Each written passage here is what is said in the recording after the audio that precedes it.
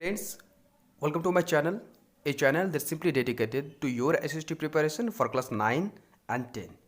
Today we are going to discuss civil disobedience movement जो basically आपका जो nationalism in India है CBSE class 10 history का chapter उसका एक यूनिट है, उसका एक पार्ट है. तो पहले उसका बैकग्राउंड जान लेते हैं. Friends, what was the situation that actually create the platform for civil disobedience movement? आखिर वो बैकग्राउंड थी क्या, वो कारण क्या था? I have mentioned here four background. One by one, I will discuss it. First is the failure of non-cooperation movement. Friends, as you all know, non-cooperation movement was first nationwide mass movement under the leadership of Mahatma Gandhi.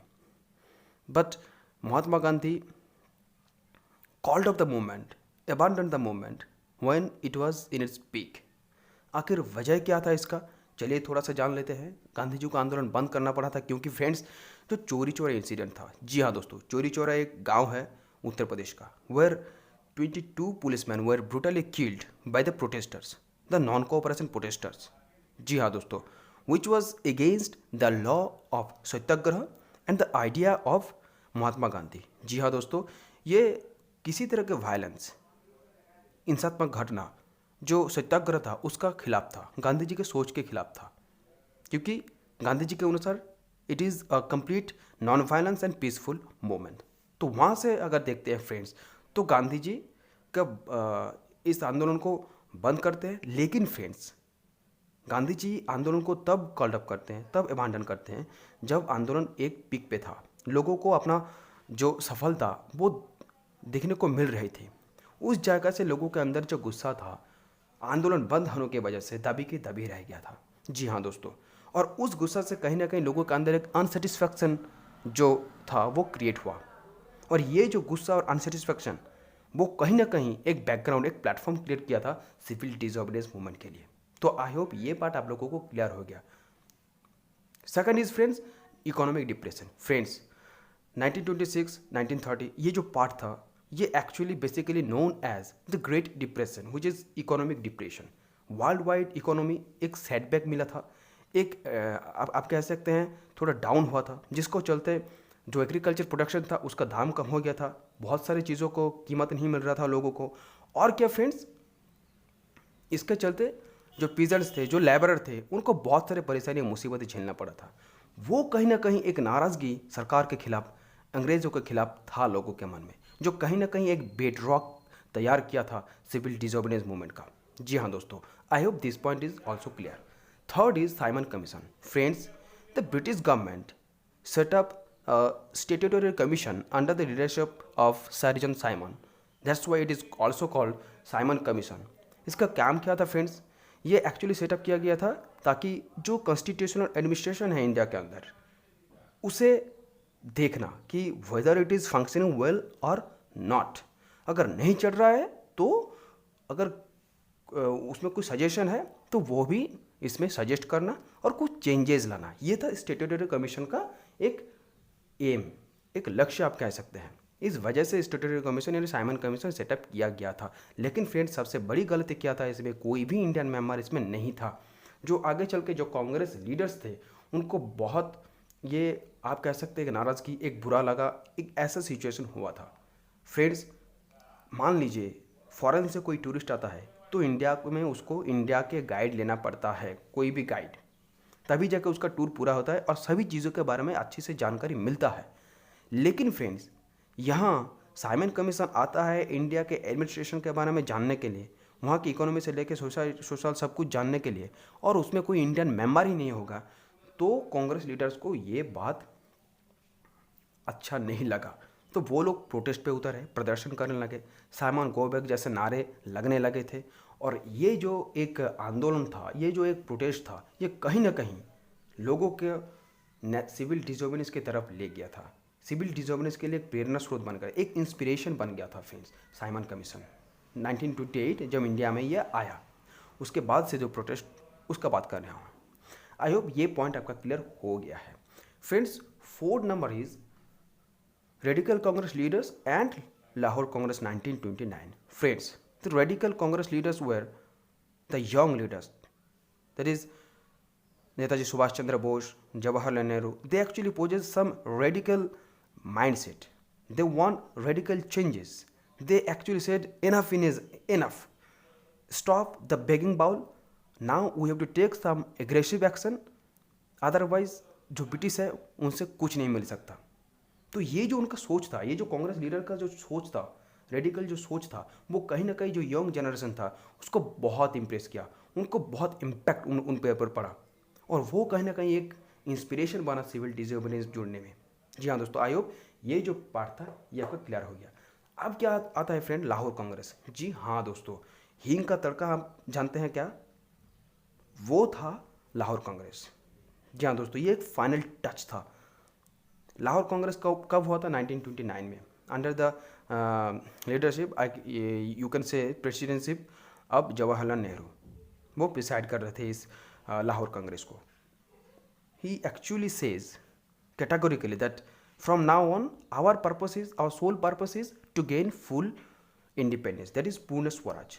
कोई आधा अधूरा स्वराज नहीं चलेगा, हमें अंग्रेज को यहाँ से खदेड़ के एक पूर्ण स्वराज, पूर्ण स्वाधीनता, फुल इंडिपेंडेंस हमें चाहिए। और साथ साथ क्या हुआ फ्रेंड्स, 1929 के 26 जनवरी सेलिब्रेट हुआ था इंडिपेंडेंस डे के तौर पर, और ये भी प्रपोज हुआ था कि आने वाले हर साल 26 जनवरी will be our independence day, we will celebrate. तो ये जो सोच था फ्रेंड्स, आप देख रहे हैं क्या माइंडसेट में क्या चेंज आता है। एक तो रेडिकल माइंडसेट कांग्रेस लीडरशिप में आता है जो युवा पीढ़ी को बहुत प्रभावित करता है, साथ साथ लाहौर कांग्रेस में ऐसा एक प्रपोजल, यानी फुल इंडिपेंडेंस, पूर्ण स्वराज का प्रपोजल, लोगों के मन में उत्साह, एक कह सकते हैं आप बहुत सारे उत्साह के साथ लोगों को शामिल किया था, और ये एक इंस्पिरेशन बन गया था, ये कहीं ना कहीं एक बैकग्राउंड बन गया था, एक एक एक प्लेटफॉर्म तैयार करवाया था, किसके लिए, सिविल डिसोबीडियंस के लिए। आई होप चारों पॉइंट आपका क्लियर हो गया है। अब फ्रेंड्स क्या होता है, देश में एक टर्मोइल सिचुएशन क्रिएट होता है, जहाँ एक तरफ कांग्रेस के युवा लीडर्स के रेडिकल सोच होता है, जहाँ इकोनॉमिक डिप्रेशन का और लोगों का मुसीबतें झेलना पड़ता है, जहाँ नॉन कोऑपरेशन मूवमेंट का जो अनसेटिस्फैक्शन लोगों के था वो भी हम देखने को मिलते हैं, साथ साथ साइमन कमीशन का जो प्रोटेस्ट था, ये कहीं ना कहीं एक मौका बन गया था गांधी जी के लिए, दूसरी बार एक मास मूवमेंट चलाया जाए। जी हाँ फ्रेंड्स, अब गांधी जी ने सोचा कि I need some concrete idea to form a nation wide movement, और उन्होंने क्या किया, 11 डिमांड्स रखे। कहाँ, वाइसरॉय आरण के सामने 11 डिमांड्स रखे। जी हाँ दोस्तों, 1930 31 जनवरी को। और इसमें देश में समाज के सारे जो लोग थे, चाहे पीजन से लेके लेबर से लेके मार्चेंट से लेके, सबके लिए कुछ ना कुछ था। जो मोस्ट इंपॉर्टेंट था फ्रेंड्स, वो था एबोलिशन ऑफ सॉल्ट टैक्स। उस समय सॉल्ट के ऊपर, नमक के ऊपर जो टैक्स लगता था उसे एबोलिश करना 11 डिमांड्स में एक महत्वपूर्ण, अब इम्पोर्टेंट डिमांड कह सकते थे। ये गांधी जी ने लेटर लिख के डिमांड भेजा था, किसको, वाइसरॉय आर्विन को। और फ्रेंड्स, ये कोई सिर्फ लेटर या डिमांड नहीं था, ये एक अल्टीमेटम था, किसके खिलाफ, अंग्रेज सरकार के खिलाफ, अंग्रेज गवर्नमेंट के खिलाफ, कि अगर आप इसे नहीं मानते हैं तो हम लोग सिविल डिसोबीडियंस में उतर आएंगे। ये बहुत बड़ी बात था। लेकिन friends, viceroy Irwin were so stubborn, he actually refused to negotiate, he actually ignored all these things, so Gandhi ji started Dandi campaign. जी हाँ दोस्तों, 1930 को दांडी कैंपेन स्टार्ट किया गांधी जी ने। आइए थोड़े देखते हैं इसे। Gandhi ji started salt march with 78 other volunteer from Sabarmati ashram to Dandi. जी हाँ दोस्तों, सॉल्ट मार्च किया था 78 वॉलंटियर के साथ साबरमती आश्रम से, जो अहमदाबाद के एक आश्रम है जो गांधी जी ने सत्याग्रह को यहाँ से चलाने के लिए बनाया था। और दांडी था फ्रेंड्स गुजरात का कोस्टल एरिया। जी हाँ दोस्तों, आई होप ये आपका क्लियर हो गया। They walk 240 miles for 24 days, 24 दिन तक वो लोग चलते रहे 240 माइल। और 6 अप्रैल को जाके वो लोग दांडी पहुँचे और अपने हाथ से नमक बना के उन्होंने सिरोमोनियली जो लॉ था उसे वायलेट किया, उसे लॉ कानून को तोड़ा, तभी जाके ये बना civil disobedience movement. I hope this part is आपका क्लियर हो गया। नाउ फ्रेंड्स, आपके मन में ये सवाल ज़रूर आएगा, why salt use by Gandhiji as symbol of protest? Gandhiji can use any other aspects, any other food item, any other ज़िंदगी में लगने वाले हर चीज़ हो, चाहे कपड़ा हो, खाना हो, बहुत सारी चीज़ों को यूज़ कर सकते, लेकिन आखिर ये सॉल्ट ही क्यों? ये बहुत बड़ा सवाल है। चलिए देखते क्यों। Friends, it is most essential item for food and consumed by irrespective of poor, rich, caste, creed, religion. जी हाँ दोस्तों, नमक एक इम्पॉर्टेंट, एक एसेंशियल फूड आइटम होता है जिसके बिना खाना अधूरा रहता है। जी हाँ दोस्तों, ये तो आपको मालूम ही है। And consumed by irrespective of पोर, चाहे गरीब हो चाहे रिच हो, कोई किसी भी कास्ट के हो, रिलीजन के हो, सबको ये नमक लगता है, सबको नमक ज़रूरी होता है। ये एसेंशियल फूड आइटम है। So it can make a wide-ranging appeal to the masses and everyone could be brought together in a united campaign। जी हाँ दोस्तों, अब गांधी जी को लगा था ये एक यूनाइटेड, ये एक मास अपील होगा क्योंकि ये सभी की ज़रूरत की चीज़ है और साथ साथ ये एक यूनाइटेड कैंपेन की तरफ आगे ले जाएगा। इसीलिए गांधी जी सॉल्ट को चुना प्रोटेस्ट के सिंबल के तौर पर। जी हाँ दोस्तों, ये छोटा सा चीज़ आप याद रखिएगा, आपका क्लियर हो जाएगा। हाँ, अगर आप चाहिए तो ये पार्ट मैं आपके लिए अलग सा वीडियो बनाऊंगा। ये कई बार इससे क्वेश्चन भी आता है, कॉन्सेप्चुअल क्वेश्चन। तो ये था आपका ये छोटा सा पार्ट। आई होप ये वाला हिस्सा आप लोगों का क्लियर हो गया फ्रेंड्स। फ्रेंड्स, इसे एक बार और देख लेते हैं। बैकग्राउंड में मैंने दिया है failure of non cooperation movement. जी हाँ दोस्तों, उसके चलते लोगों के अंदर एक गुस्सा, एक अनसेटिस्फैक्शन क्रिएट हुआ था, जो सिविल डिसऑर्डर्स के प्लेटफॉर्म तैयार किया था। इकोनॉमिक डिप्रेशन फ्रेंड्स, जो 1926 to 1930 हुआ था, वो लोगों के अंदर कहीं ना कहीं नाराज़गी था अंग्रेज़ों के खिलाफ, जो बेडरॉक था सिविल डिसोबीडियंस मूवमेंट के लिए। उसके बाद फ्रेंड्स क्या, साइमन कमीशन। जी हाँ दोस्तों, 1928 में साइमन कमीशन इंडिया आता है। साइमन कमीशन के खिलाफ प्रदर्शन होता है और साथ साथ गो बैक साइमन का एक प्रोटेस्ट आप कह सकते हैं स्लोगन लगता है, और प्रोटेस्ट कहीं ना कहीं सिविल डिसोबीडियंस का कारण भी बनता है। और उसके साथ साथ क्या हुआ फ्रेंड्स, जो रेडिकल लीडर्स थे, जी हाँ दोस्तों, रेडिकल लीडर्स, कांग्रेस लीडर, और साथ साथ जो लाहौर कांग्रेस था, वो भी कहीं ना कहीं आंदोलन का एक पार्ट बन चुका था, एक कारण बन चुका था। उसके बाद फ्रेंड्स क्या होता है, गांधी जी एक मौका देखते हैं और 11 डिमांड्स रखते हैं। कहाँ पर फ्रेंड्स, वायसरॉय आरओएन के सामने, जिसमें सबसे इंपॉर्टेंट था abolition of salt tax friends. लेकिन वायसरॉय आरओएन इन सब को नहीं माना। तब जाकर गांधी जी ने ही actually there is no other way out other than start the campaign, और उन्होंने साबरमती आश्रम से कैंपेन शुरू किया और दांडी पहुंच के सॉल्ट लो जो है उसे वायलेट किया, अपने हाथों से कानून को तोड़ा।